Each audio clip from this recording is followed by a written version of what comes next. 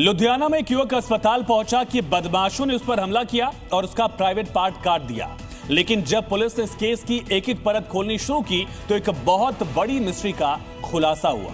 दरअसल private part पर हमला करने वाले बदमाश नहीं थे, बल्कि युवक अमित की गर्लफ्रेंड ही थी, जिसे खुद मौत के घाट उतारकर अमित फिर अस्पताल पहुंचा था। लुधियाना के इंडो अमेरिकन होटल के अंदर एक लड़का लड़की दाखिल होते हैं। अमित जो पेशे से एम्ब्रॉयडरी का कारीगर है और लड़की रेखा जो नर्सिंग का काम करती थी, और रूम नंबर 203 की चाबी लेकर होटल की दूसरी मंजिल पर ये लड़का लड़की पहुंचते हैं। अमित एम्ब्रॉयडरी का काम करता था, इसलिए साथ में कटर लाया था, जिसे वो जेब से निकालकर साइड में ही टेबल पर रख देता है। लेकिन ठीक उसी वक्त वो रेखा से ऐसी बात कहता है जिसे सुनकर रेखा गुस्से से तिलमिला जाती है और अमित के ही कटर से उसके प्राइवेट पार्ट पर हमला कर देती है। होटल के कमरे में शारीरिक संबंध बनाते समय अमित ने रेखा को बता दिया कि उसके घर वालों ने उसकी सगाई कर दी है और अब उसे परिवार की पसंद की लड़की से ही शादी करनी होगी। रेखा चाहती थी कि अमित उससे शादी करे। अमित की सगाई की बात सुनकर रेखा को गुस्सा आया। उसने टेबल पर पड़े कटर से अमित पर हमला कर दिया। कटर अमित के प्राइवेट पार्ट पर लगा, जिससे खून बहने लगा। रेखा दूसरा वार करने लगी तो अमित ने उसके मुंह पर मुक्का मारा। इससे रेखा की नाक से खून बहा। उसने रेखा का गला दबा दिया। इससे रेखा की मौत हो गई। इसके बाद अमित रेखा को अर्धनग्न हालत में छोड़कर अपने कपड़े पहनता है, फिर घबराते हुए उस होटल से निकल जाता है। जब काफी देर तक अमित वापस नहीं आया तो होटल स्टाफ उस कमरे के अंदर दाखिल हुआ। उस कमरे में दाखिल होते ही उन्हें एक लड़की की बिना कपड़ों की लाश खून से सनी हुई जमीन पर पड़ी हुई दिखी।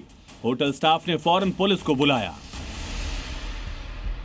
ਇਹਦੇ 'ਚ ਇਹ ਸਾਹਮਣੇ ਆਇਆ ਕਿ ਪੁੱਛਗਿੱਛ ਦੇ ਵਿੱਚ ਕਿ ਇਹਦੇ 'ਚ ਇਹ ਇਹਨਾਂ ਦਾ ਪਹਿਲਾਂ ਤੋਂ ਇਹਨਾਂ ਦਾ ਆਪਸ ਸੰਬੰਧ ਸੀਗਾ। ਇਹ ਦੋ ਲੜਕੀ ਜਿਹੜੀ ਹੈਗੀ ਰੇਖਾ, ਇਹਦੇ ਦੋ ਬੱਚੇ ਵੀ ਸੀ, ਪਰ ਇਹਦੇ ਆਪਦੀ ਹਸਬੈਂਡ ਨਾਲ ਇਹਦਾ ਡਿਵੋਰਸ ਦਾ ਪ੍ਰੋਸੀਡਿੰਗ ਚੱਲ ਰਹੀਆਂ ਸੀ ਤੇ ਇਹ ਲੜਕੇ ਨਾਲ ਇਹਦਾ ਕਾਫੀ ਦੇਰ ਤੋਂ ਸੰਬੰਧ ਸੀਗਾ।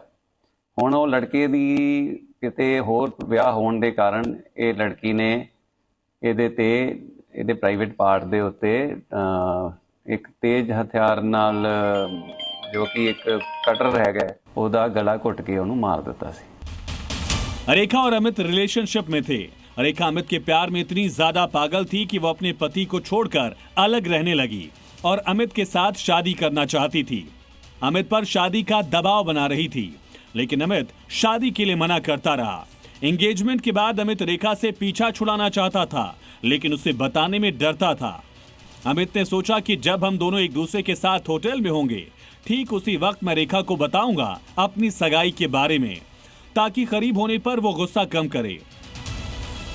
लेकिन इससे इतर रेखा ने अमित की बात सुनने के बाद उसी के कटर से अमित के प्राइवेट पार्ट पर हमला कर दिया।